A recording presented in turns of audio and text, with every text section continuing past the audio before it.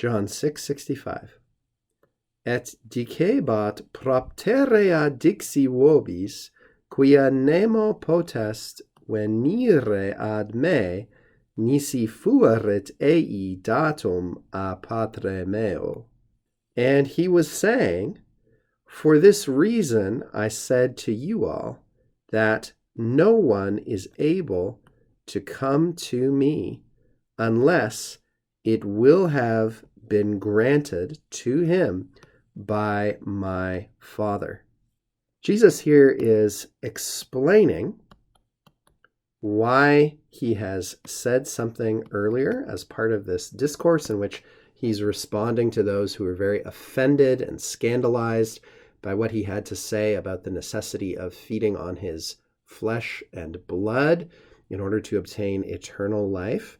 And so our narrator tells us, and he was saying this further thing, namely what I've put in quotation marks. So he's explaining here, on this account, for these reasons, therefore, I said to you all, and remember we're talking to multiple people here, I said to you that, and this is a good opportunity to remind ourselves that in the Vulgate, very frequently, instead of the accusative infinitive construction, which is much more usual in classical Latin, we get speech that is reported using quia or quod or quoniam or a word like that to introduce what's being reported.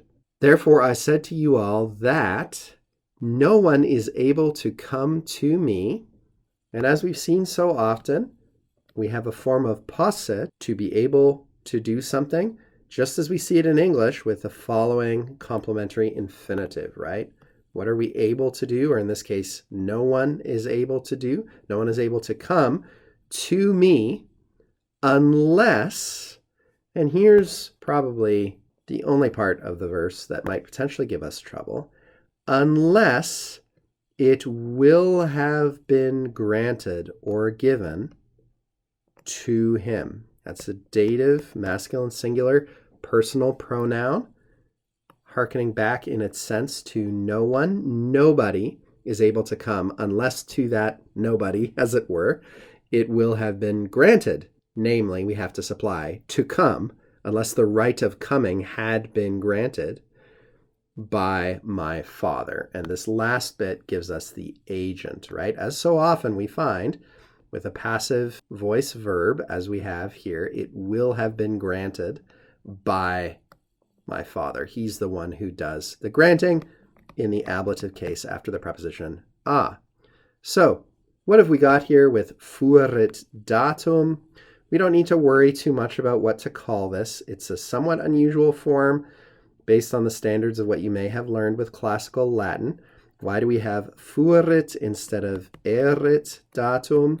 Will have been given.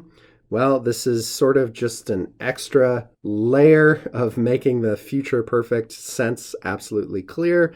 It's not necessary to say it this way, but very often in late antiquity, the future perfect form of sum in its entirety was combined with the perfect passive participle, which actually you don't need to do to create the future perfect passive.